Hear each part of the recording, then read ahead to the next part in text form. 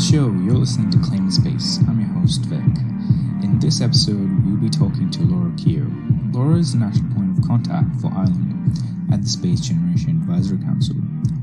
The Space Generation Advisory Council, or SGAC, is a NGO and professional network which aims to bring the views of students and young space professionals to the United Nations, the space industry, and any other organization.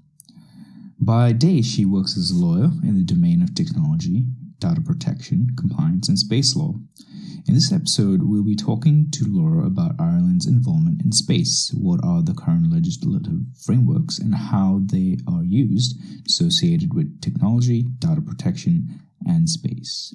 So let's get started. All right. Hey, Laura, how's it going? Welcome to the episode. I was just wondering if you could please introduce yourself to us about who you are, what you do, and what drove you to the law and eventually the legal aspects of technology and space.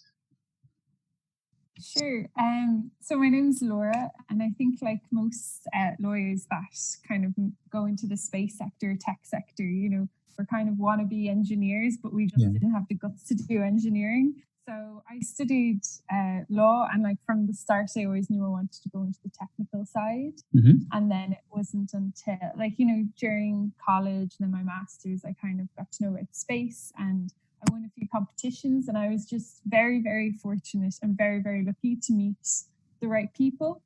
And so that when I began my career, I kind of had a good pool that I could get some clients from. Yep. So that was great. So it gave me a little bit of independence. So I found a nice law firm, small law firm. So I'm only kind of fully qualified for 2 and a bit years. Yeah.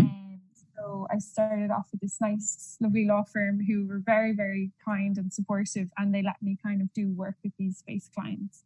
And then whenever, let's say, it wouldn't be like 100% of the time. So maybe whenever it like goes less or more, I do also then data protection work for other clients. Okay. And then my niche would definitely be this intersection between space law and data protection law. Mm-hmm. So I do a bit of work for like remote sensing companies, the way like they like kind of track ships and planes and vehicles. And then also there's a lot of technological development on the idea of storing data in space and the idea of transferring data through satellites, where the data is stored on the satellite. Yeah. That's quite an interesting concept at this intersection. And then I'm also part of SGAC. I'm the MPAC for Ireland, and have been for about 3 years. So separately to all the law stuff, in my spare time, I try to organise a few space parties for the Irish community. All right. Yeah. Cool. So it sounds like you're really busy. In the space sector, you're all in. Yeah. All right. So when it comes to, I guess, the space sector, how big is the market like for space in Ireland, and who are the main players, and how's the government sort of involved in that? Sure. So there's about 70 companies in Ireland that are involved in the space sector. Yep. So it's quite small, but compared to, comparatively to other countries, it's quite a good number. Yeah. So it's definitely not massive. And a lot of them will be working more on like the software side rather than the manufacturing side. Okay. And we kind of are involved in a good few projects. So ESA has this Plato project, which is satellites that are going to look at exoplanets and discover some. So Ireland's kind of part of manufacturing, part of that satellite. So that's really cool. Yeah. There's a lot of ESA projects that we get involved in. Yeah. In terms of kind of independent projects separate from ESA, it's kind of unfortunate that we're sort of lacking. So there's definitely this dependence on like ESA funding and ESA contracts for a lot of companies in the space sector.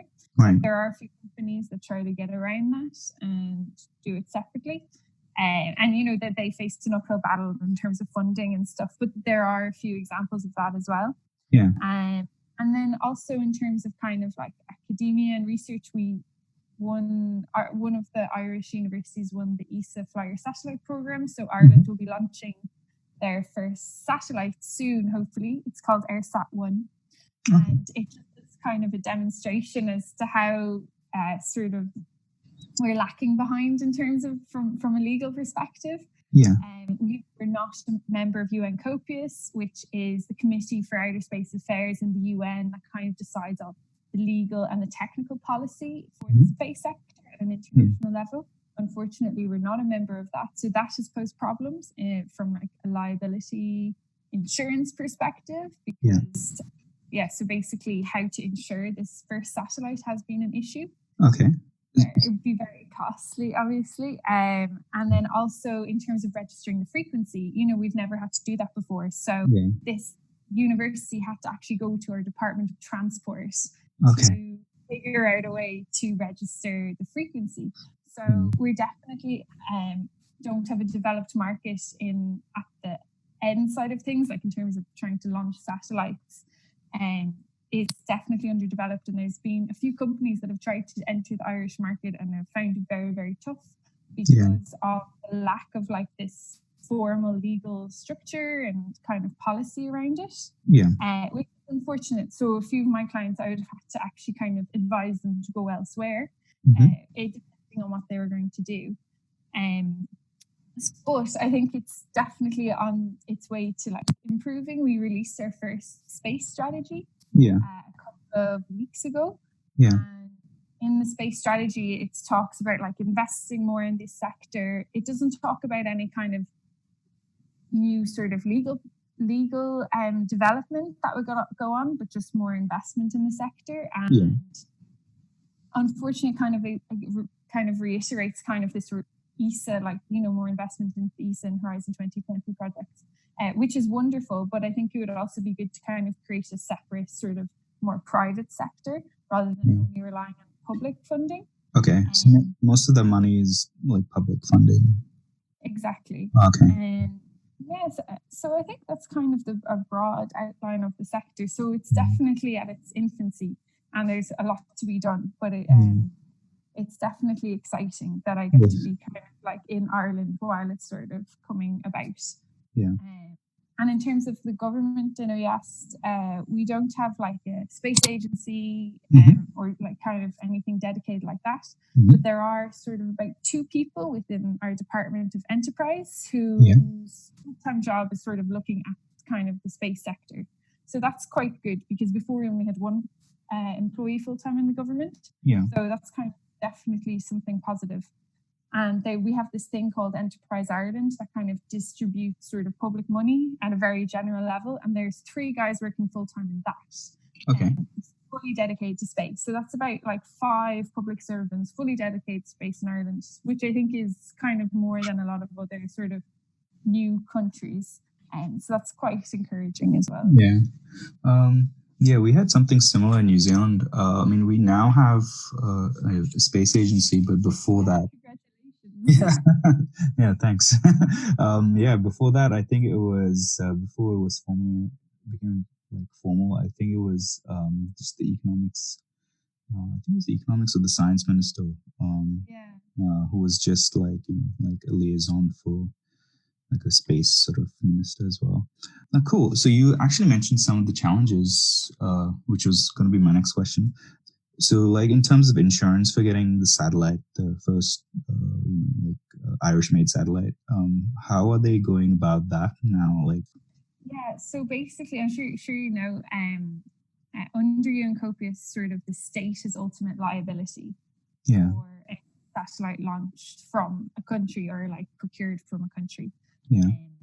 So the fact that we're not part of UN COPIUS was an issue because ESA was saying, well, we need to know that, the Irish state will be ultimately liable if anything was to go wrong. But the Irish government didn't like that very much. So, like, officially, they haven't publicized exactly how it's going to go about it.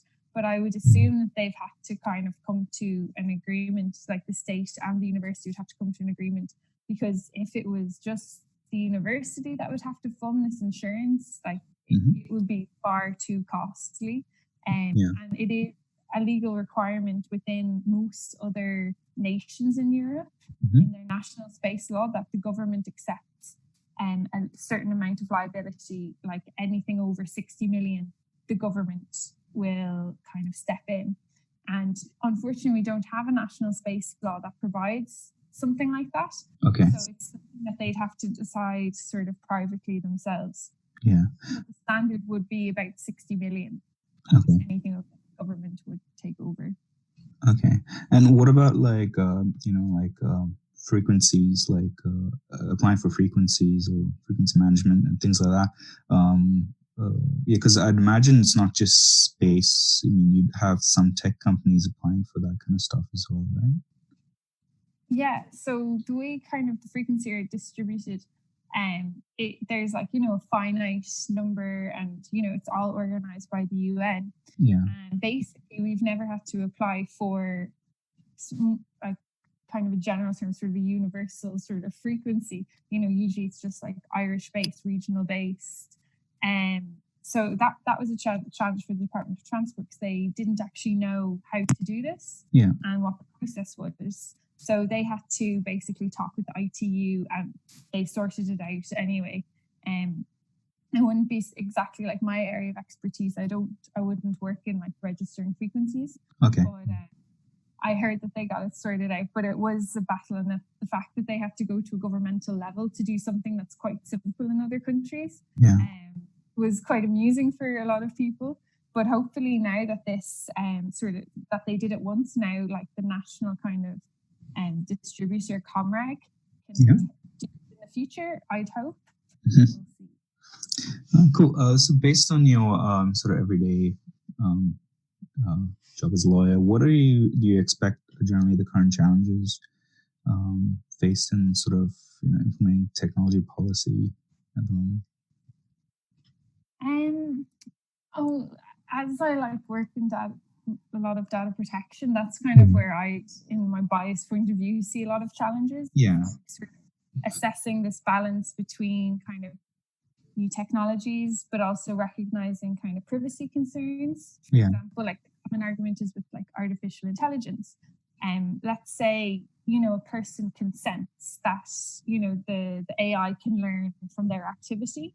Yeah. Let's say their interaction with the website or interaction with whatever it is. So, but the whole basis of consent is that you can then withdraw consent. Yeah. But if it's in AI development and the person then withdraws their consent, how do you deal with that? Like, does that mean everything that the AI has learned based on that person has to be deleted? Because it sort of kind of conflicts there a little bit with sort of basic kind of data protection principles. Because consent would be an easy way to sort of allow it. Yeah. Function normally does. Yeah. With other technologies, then that's kind of an issue. So that would be kind of a classic example. And then there's obviously like ethical considerations, the whole trolley principle with autonomous cars. Yeah. That, it does, who decides if a bad situation is going to happen? Like, let's say a car is going down the street and it's 100% going to hit these kids or this old woman. Does the driver decide? Does the car decide? Do you pre-program it? Yeah. So kind of a lot of sort of, I'd say, ethical and data protection issues will be the key ones that I'd see. And then in terms for the space sector, I definitely think it's more, policy based. So with the kind of the transfer of data between satellites, the idea is that the data would go up to the satellite, and then the data would be transferred directly to the user from the satellite. Yeah. But that means that governments won't be able to actually kind of, let's say, like sort of track what's going on. Yeah. At the moment, everything's kind of localized before going to the user. So, for instance, in the US, where they have mass surveillance, they like that. They like everything to be localized, because that means they can, if something happens, there's a terrorist attack, that they have a whole heap of data they can go through. Yeah. If it's not localized, if it's coming straight from the satellite, then they actually don't have that control or that access for like security reasons. So a lot of governments are coming out saying that if you're transferring data from a satellite straight to a user, it has to be localized first through a centralized system. Okay. Which kind of takes away, I'd say it'd be like whatever picoseconds of a difference, probably. Yeah. Or less less than that, I wouldn't be a technical person. So the fact that it has to be localized and then distributed from the user rather than the data going straight from the satellite to the user. So that's kind of an interesting policy development, sort of how to kind of allow the data to flow.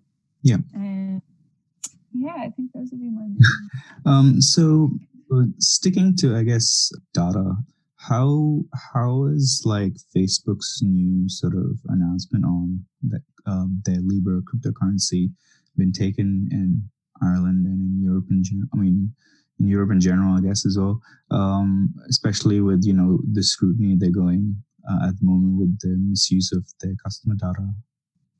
Yeah. So I wouldn't be an expert on sort of cryptocurrencies. I know Libra is kind of slightly different to cryptocurrency. But they've definitely come out and clearly, like, they're aware that people don't want their financial details to be with their social media details. That's why, like, from the outset, they set up a separate company for Libra. So that's quite positive. However, the idea behind Libra is that it will be kind of integrated into apps, and in particular the Facebook apps, like the apps that Facebook owns. So that's kind of interesting. To what degree will data sharing occur? Because obviously, as a user, you're going to want to make it as usable as possible. So naturally, even if they have separated it from the outset, as a user, we might have inadvertently combined the data set for them, making it legal for them to join that data. So kind of get a completely holistic picture of a person, like knowing all their social point of view and also knowing all their financial kind of information. So that's interesting. And then also there's the Libra said that they won't vet their like developers, people that will be making apps that integrate Libra. So they're going to come out and kind of change that policy. In terms of Ireland hasn't said anything official, but I know the UK's data protection officer, the ICO, they've come out against it, saying that, it's... And I think I also heard a French minister say something like that. He wrote a letter or something like that. That it should not happen at all, at like all consequences. It should not happen. The idea that like one kind of basically large organization. Because it's essentially like the people in the Libra network are actually just all corporations. There's no like publicity there, so it's pseudo decentralized, so to speak. That's the idea. So like it's not decentralized in the sense of like traditional cryptocurrency. But in terms compared to banks. So that's why it's interesting, because it's more of kind of like more of a centralized. So cryptocurrencies get around the current payment regulations because it's like completely decentralized. It's completely separate, but regulators are kind of coming out saying Libra might fall into a few of the payment directives. So they might be considered more of a bank and have to follow a lot more regulations. And they'd obviously have to apply for licenses in each country. So it kind of remains to be seen whether it'll actually legally be allowed to happen, like if a license will be granted. So it's definitely not a sure thing that Libra will happen. It definitely depends on how regulators approach it and how they categorize Libra, whether it will be considered kind of a payment service in the traditional sense, if it can be categorized as that. It's all kind of legal definitions. All right, cool. So I guess I'm going to shift slightly macro-ish, because everything related to space technology and data policy are affected by geopolitical climate. So how is the current geopolitical climate with Brexit and the EU affecting those domains? And, and also about, where does Ireland come into that picture as well? Because you do have a border with Northern Ireland. Well, obviously for us, it's quite a big issue. We don't want another civil war happening. With the whole border issue, but from sort of like a data policy issue. So within the EU, you're allowed to transfer data basically freely. And then there's certain countries that we have agreements with that you can also transfer data to freely. Yeah. So essentially, if the UK leaves without an agreement, Yeah. if the UK leaves without an agreement, it will then become a third party. So data won't be able to flow freely. So that will pose like a huge problem for businesses, and also just essentially just all businesses. They're going to have to completely plot their data flow with the UK and make sure they have data transfer agreements in place, which aren't very simple when they're with a third party. I won't get into like the legal technicalities, but it's 100% not straightforward. Yeah. And it will cause just like a lot of paperwork. So that's kind of a big thing from the data flow perspective, because a lot of, especially between Ireland and the UK, there's just a lot of businesses that would seamlessly, like employees would go back and forth between each other, and obviously data would flow, and that will have to be completely reviewed. So obviously companies are aware of that, and you can see some companies coming out, like particularly UK companies, they're getting like out new terms and conditions to try to cover themselves. And kind of prepare for it. But yeah, so that's kind of from a data perspective a large one. Okay. Obviously the free flow of like people and all the rest of it. Yeah, it seems really complicated, because like the EU's been around for a few decades now. So there's people that would naturally like commute up north to work, and if there's a hard border. And then likewise, there's people that usually commute from Calais or would fly over to London regularly for work. And just like practically that whole process would be lengthened if they're considered a third country and they're not part of any of the EFTA or EU, any of the groups of countries. So it'll be interesting, because also for universities who are kind of like doing so much research in like tech areas, and the UK has obviously done a lot with autonomous cars, a lot of research there. Like how will those universities be allowed to interact now? Because of the whole Erasmus program and sort of the free flow of data. Universities naturally shared like a lot of sort of information. So that'll be interesting how it'll impact like academia as well. All right, cool. So is there any kind of book or a podcast or a playlist like on YouTube that you could recommend to our listeners? Tell us more about Ireland, related to space or society or politics, economics, policy, anything.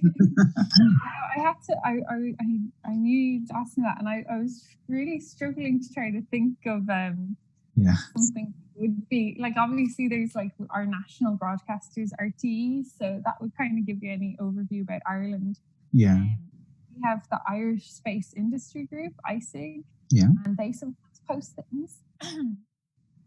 But then if you kind of want to just know more about space law, Alexander Suchek wrote a book called Space Law Essentials, which would just give you everything you would ever need to know about it. And I suppose just like blogs and Twitter, there's like an Irish space blog, and then we have Blackrock Castle Observatory, which posts a lot of kind of current space news about Ireland. But there isn't just one that will tell you everything. Yeah. Cool. All right. So before we conclude, if listeners want to reach out to you, where can they find you? They can find me on Twitter. I'm Laura Keogh, and the handle's @KeoghLegala. And then I'm also on like LinkedIn and stuff, all the usual. All right, cool. Thanks, Laura, for taking the time to be here in Claiming Space. Hopefully we'll see you another time. So that was Laura Keogh, the national point of contact for Ireland at the SGAC. I will put up all her details on our blog along with the episode. We hope you enjoy this. If you have any feedback on the episode or on the show in general, please don't hesitate to let us know. We're on YouTube, Twitter, and LinkedIn. Please subscribe and support us. You can also do this by giving us a review on Apple Podcasts. This helps us by putting us out there. Until next time. If you've made it all the way to this part of the show, then a really big thank you. We appreciate the time you've taken to listen to this episode and hope we provided some informative content. If you'd like to hear more or suggest how we can improve, please leave us some feedback on our website or get in touch via Facebook, Twitter, or LinkedIn. If you can please share the episode with your friends and colleagues, rate and review us on Apple Podcasts, as this would really help people find the show and grow the audience. Until next time, see you all.